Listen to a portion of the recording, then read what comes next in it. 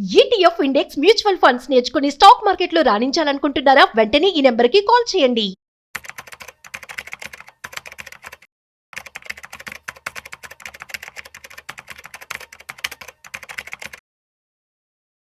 నమస్తే సార్. నమస్తే ma'am. Sir, Trump tariffs గురించి మాట్లాడుకుంటే మనం రీసెంట్గా ఒక వీడియోలో మాట్లాడుకున్నాం. భారత్ పైన 500% టారిఫ్ వేస్తున్నాడని. ఇప్పుడు యూరప్ పైన ఎందుకు మళ్ళీ ఈ టారిఫ్ వైపు వస్తున్నాడు ట్రంప్ అంటే? బేసిక్ మీద ఇండియాలో అప్ టు 500% అన్నాడు. 500% అని గ్యారంటీ ఏం కాదు, అప్ టు అన్నారు. బట్ లిటరల్లీ ప్రపంచం మొత్తం మీద హైయెస్ట్ టారిఫ్ భరిస్తుంది ఇండియా వాళ్ళు. ఇప్పుడు 50% ఉంది. ఈవెన్ చైనా వాళ్ళకి లేదు, అండ్ వేరే కంట్రీకి కూడా లేదు. ఇప్పటిదాకా ఏంటంటే అమెరికా అండ్ యూరోప్ నాటోలో పార్ట్నర్స్ కాబట్టి వాళ్ళందరూ ఫ్రెండ్లీ దేశాల కింద ఉంటుంది అనమాట. అందుకని వెస్ట్రన్ కంట్రీస్ అంటే మనం ఎక్కువసార్లు ఇవి అమెరికా ప్లస్ యూరోప్ గురించి మాట్లాడతాం. అండ్ ఇప్పుడు ఏమైందంటే గ్రీన్లాండ్స్ దగ్గర అది మాకు కావాలి, సెక్యూరిటీ పర్పస్ కోసం మాకు కావాలి, మేము దాన్ని కొంటాం అంటున్నారు. గ్రీన్లాండ్ చాలా చిన్న కంట్రీ, అంటే పాపులేషన్ పరంగా చెప్పాలంటే అది 57,000 మెంబర్స్, అంటే అమీర్పేటలో గల్లీ అంతా, హైదరాబాద్లో గల్లీ అంత పాపులేషన్ అంతా. బట్ అక్కడ మినరల్స్ అవి ఎక్కువ ఉంటుంది, నేచురల్ రిసోర్స్ చాలా ఎక్కువ ఉంటుంది. అందుకని దాని మీద ఇప్పుడు వాళ్ళ కనుబడింది అన్నమాట, దాన్ని ఎలాగైనా తీసుకోవాలి అని చెప్పేసి. అందుకని నాటో వాళ్ళు సపోర్ట్ చేస్తేనేమో పర్వాలేదు, చేయకపోతే కనుక మేము వేస్తామని చెప్పేసి విత్ ఇన్ ద యూరోప్ అందరి మీద కాకుండా కొన్ని కంట్రీస్ మీద, అంటే వాళ్ళ మధ్య డివైడ్ చేయాలన్నట్టు కొన్ని కంట్రీస్ మీద 10% ఎఫెక్టివ్ ఫ్రమ్ ఫిబ్రవరి 1 నుంచి 10%. అంటే థింగ్స్ కానీ సెటిల్ కాకుండా కొనుక్కుంటే, అంటే వీళ్ళు దాన్ని కొనకుండా కనుక వాళ్ళు అడ్డుకుంటే మళ్ళీ జూన్ జూలై నుంచి ఇంకా పెంచుతాము, 20% దాకా పెంచుతామని బెదిరిస్తున్నాడు. అంటే టారిఫ్లు అనేది ఒక వెపన్ లాగా తయారైపోయింది. వెపన్ లాగా అంటే పొద్దున నచ్చితే ఒక టారిఫ్, నచ్చపోతే ఇంకో టారిఫ్. ఓకే, దీనికంటే ఒక పద్ధతి అంటూ ఏం లేదు. ఒక డెమోక్రసీ కంట్రీ లాగా అది ఏం లేదు. ఒక డిక్టేటర్ కనుక డిక్టేట్ చేసినట్టు చేస్తున్నాడు. దానివల్ల ఏంటంటే ఇప్పుడు దాకా ఏషియన్ కంట్రీస్ సఫరింగ్ అని అనుకుంటున్నాం, లేదు. ఇప్పుడు వాళ్ళు తనుకుంటుంటే ఏషియన్ కంట్రీలు హ్యాపీ ఫీల్ అవుతుంది అనమాట. ఇప్పుడు జరుగుతుంది అది. సో ఇప్పుడు ఫ్రెంచ్ కావచ్చు, లేదా జర్మనీ కావచ్చు, డెన్మార్క్ కావచ్చు, లేదా లండన్ కావచ్చు, వీళ్ళందరూ ఒకటైపోయి మేము ఎలాగైనా కాపాడుకుంటాం అని చెప్పేసి అని. బట్ అమెరికా ముందు నిలబడే శక్తి పట్టుకుందంటే సీన్ లేదు. అమెరికా చాలా పెద్ద మ్యాన్ పవర్, అసలు యూరోప్ అంత లేదు. బట్ థింగ్స్ ఎలా సేఫ్ అవుట్ అవుతే మనం చూడాలి నెక్స్ట్ కపుల్ ఆఫ్ మంత్స్ వరకు కూడా, దాన్ని నిజంగా వాళ్ళు అమ్ముతారా లేదనేది. అండ్ డెన్మార్క్ వాళ్ళు అయితే మేము అమ్ము అంటున్నారు. ఈవెన్ గ్రీన్లాండ్లో వాళ్ళు కూడా ఆ జనాభాలో అంటే 57,000 మెంబర్స్ ఉన్నారు కదా, వాళ్ళ పేషెంట్ వాళ్ళ పబ్లిక్ కూడా అమెరికాలో కలగడం వాళ్ళు సిద్ధంగా లేరు. కాబట్టి వీళ్ళు ఫస్ట్ ఏంటంటే మనిషికి ₹1 ఇచ్చేసి కొంటానికి ప్లాన్ చేస్తున్నారు. అప్పటికి అది వర్కౌట్ కాకపోతే మేము బలవంతంగా ఆక్యుపై చేస్తూ ఉంటున్నారు. ఎలా థింగ్స్ అవుతే వర్కౌట్ అవ్వాలి. అంటే ఇప్పుడు ఇదేమవుతుందంటే యూరోప్ 2 కసీలిపోయే ఛాన్స్ ఉందన్నమాట. యూరోప్లో డెన్మార్క్ సపోర్ట్ చేసే కంట్రీస్ కొన్ని ఒకవైపు, మిగతా కంట్రీస్ కూడా, అంటే యూరోప్ 2 ముక్కలు కాబోతుంది ఇది కనుక ముందు రోజులు కంట్రీ అయితే. నెక్స్ట్ ఏమవుతుందంటే వాళ్ళు అమెరికా సంబంధించిన టెక్నాలజీ కంపెనీస్ మొత్తం ఆపే ఛాన్స్ ఉంది. ఎందుకంటే అమెరికా ఉన్న మెయిన్ స్ట్రెంత్ ఏంటంటే ఈ ఫాంగ్ స్టాక్స్ అనమాట. ఫాంగ్ అంటే ఫేస్బుక్, యాపిల్, మైక్రోసాఫ్ట్, నెట్ఫ్లిక్స్ ఇవే ఉన్నాయి. వీటి మీద వాళ్ళు బ్యాన్ చేసే ఛాన్స్ ఎక్కువ ఉందన్నమాట. కాబట్టి నిజమైన అన్సర్టనిటీ ఇప్పుడు బీన్ అవుతుంది. ఇంకా రీసెంట్ గా ట్రంప్ సార్ ఈ వెనుజులా అధ్యక్షుని ఎత్తుకు రావడము, ఇప్పుడు మాకు గ్రీన్లాండ్స్ కావాలి అని అంటున్నాడు. మీరు అన్నట్టుగానే అది చిన్నదే ప్లేస్, ఎందుకు దాని మీద ఫోకస్ పడింది అంటే నేచురల్ రిసోర్స్ చాలా ఎక్కువ అండి గ్రీన్లాండ్స్ లో. అండ్ గ్రీన్లాండ్స్ అమ్మకం రావటం ఇప్పుడు కొత్త ఏం కాదు. 100 years బ్యాకే బ్రిటన్ వాళ్ళు కొంటాను ట్రై చేశారు, తర్వాత కెనడా వాళ్ళు కొంటాను ట్రై చేశారు, అమెరికా వాళ్ళు కొంటాను ట్రై చేశారు. ఈవెన్ 91లో కూడా ట్రంప్ టైంలో కూడా దాన్ని కొంటాను ట్రై చేశారు. అండ్ అమెరికాలో ఇలా కంట్రీస్ కొంటాం కొత్త ఏం కాదు. హిస్టరీ చూసుకున్నాం అనుకోండి, లాస్ట్ టైం అంటే ఐ థింక్ 1917లో కూడా వాళ్ళు కొన్నారు. అయితే డెన్మార్క్ దగ్గర నుంచి కొన్నారు వర్జిన్ ఐలాండ్స్ని. వాళ్ళు కొన్న చరిత్ర ఉంది. కాబట్టి లాస్ట్ ఈ 100 ఏళ్ళలో ఎప్పుడు కొనలేదు ఏ దేశాన్ని కూడా. అందుకని వేరే దేశాలు కొనే చరిత్ర అమెరికాకు ఉంది. కాబట్టి వాళ్ళు అలవాటు ప్రకారం ఇంకో దేశం కొంటే ట్రై చేస్తున్నట్టున్నారు. బట్ అది అవసరం అంటే ఖచ్చితంగా సెక్యూరిటీ పర్పస్కి అయితే ఖచ్చితంగా కాదండి. వాళ్ళు ప్రతి ఒక్క దానికి దేశ రక్షణ, దేశ సెక్యూరిటీ ఇలా పేర్లు పెట్టేసి సతాయిస్తున్నాడు. కానీ వాళ్ళు వేసే ట్యాక్స్కి దీని సంబంధం, దేశ రక్షణ సంబంధం ఏముందండి? రెండోది సుప్రీంకోర్టు వాళ్ళ తీర్పు ఉంది, వాళ్ళ కోర్టులు కూడా లేదు, వాళ్ళ వైపు మాట్లాడుతున్నట్టు ఉన్నాయి. అన్ని పోస్ట్పోన్ చేసుకుంటూ పోతుంది. ఇన్ టైంలో డెసిషన్ తీసుకోవట్లేదు అవి కూడా. మొత్తానికైతే వరల్డ్ వైడ్గా ఫుల్ అన్సర్టనిటీ. అంటే ఇండియాకి లాంటి కంట్రీస్కి ఏమైనా ఎఫెక్ట్ అవుతాయి అంటే ఆల్రెడీ మనం ఎఫెక్ట్ అవుతున్నాయి 50% టారిఫ్ తోటి. కొత్తగా ఏమి ఎఫెక్ట్ అవ్వదు. ఏషియన్ మార్కెట్స్ ఎలాంటి ఎఫెక్ట్ అవ్వవు. బట్ యూరప్ వర్సెస్ అమెరికా ఖచ్చితంగా ఎంతకంత అన్సర్టనిటీ గ్రో అవుతాయి. అంటే యూరోపియన్ కంట్రీస్ మొత్తం కనుక చూసామనుకోండి, ఆల్మోస్ట్ 70 కోట్ల జనాభా యూరప్ మొత్తం. యూరప్ అయితే యూరప్ మొత్తం యూరోపియన్ యూనియన్లో లేదు. యూరోపియన్ యూనియన్లో ఉంది జస్ట్ 27 కంట్రీసే కదా.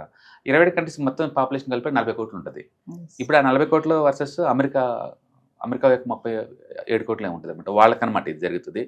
ఇవి తిన్న అమెరికాలో కూడా చాలా మందికి ఇది ఇష్టం లేదు, వేరే దేశాలు ఆక్యుపై చేసి అంతేం లేదు అని.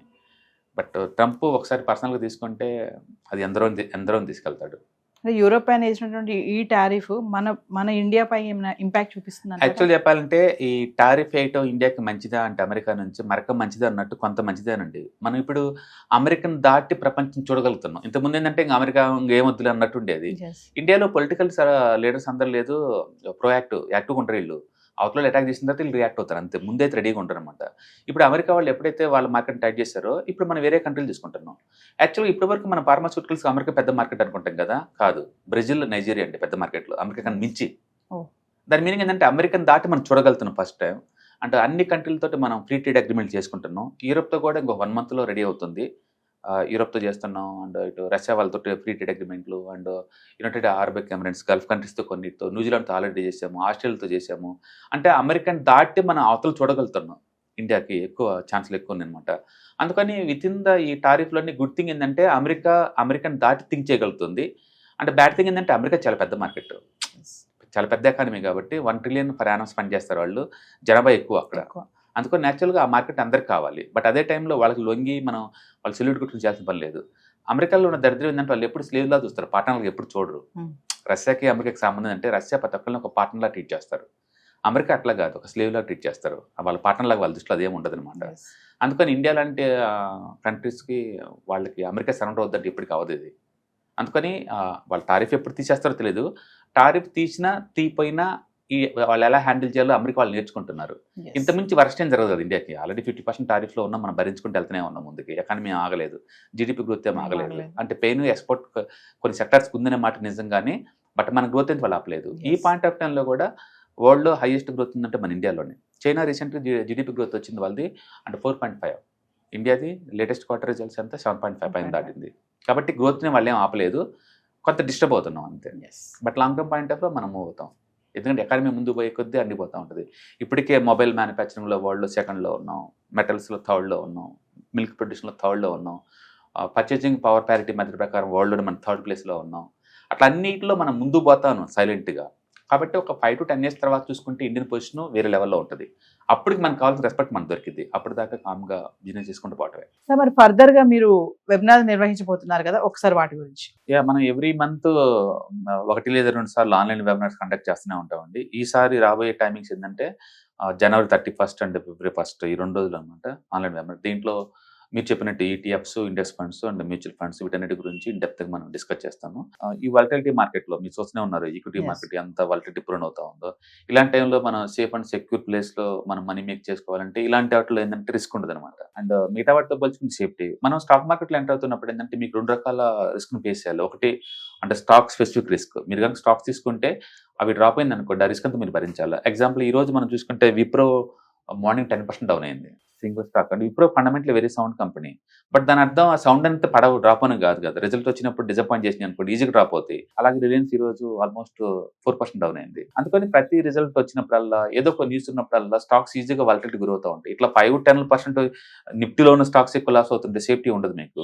అందుకని స్టాక్ స్పెసిఫిక్ రిస్క్ మీకు వద్దా, ఓన్లీ మార్కెట్ రిస్క్ ఒకటే భరించాలనుకున్నప్పుడు ETFs, index funds, mutual funds బాగుంటాయి. అందుకని మనం స్టాక్ మార్కెట్ ఎంటర్ అవుతున్నాం అంటే మీరు గుర్తుంచుకోవాల్సింది సిస్టమాటిక్, అన్సిస్టమాటిక్ అంటాం. ప్లేన్ చెప్పాలంటే stock specific risk and market risk 2 భరించాల్సి ఉంటుంది. స్టాక్ స్పెసిఫిక్ రిస్క్ మనం భరించలేము, చాలా ఎక్కువ పెయిన్ ఉంటుంది. కాబట్టి బెటర్ ఏంటంటే బ్రాడ్గా మార్కెట్ రిస్క్ ఒకటే టాలరేట్ అయితే బెటర్ అనమాట. అందుకని మనకి ETFs, index funds, mutual fund ఉండడం వల్ల ఏంటంటే ఈ స్టాక్ స్పెసిఫిక్ రిస్క్ మనం అవాయిడ్ చేయొచ్చు. ఓన్లీ బ్రాడ్ మార్కెట్ రిస్క్ మాత్రమే మనకు ఉంటుంది.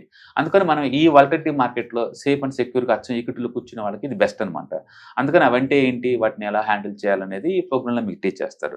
కాబట్టి ఇంట్రెస్ట్ ఉన్న పార్టిసిపెంట్స్ కింద స్క్రోల్ అవుతున్న నెంబర్పై కాల్ చేస్తే మన వాళ్ళు ఇన్ఫర్మేషన్ ఇస్తారు.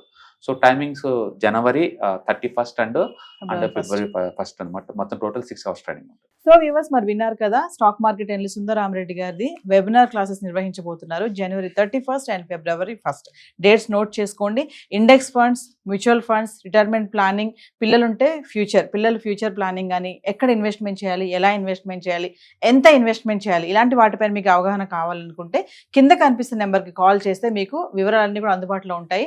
మరి టైమింగ్స్ కూడా మీకు తెలియజేస్తారు. కింద కనిపిస్తున్న నెంబర్కి కాల్ చేయండి, మా టీం మీకు అందుబాటులో ఉంటుంది. మర్చిపోవద్దు, January 31st and February 1st.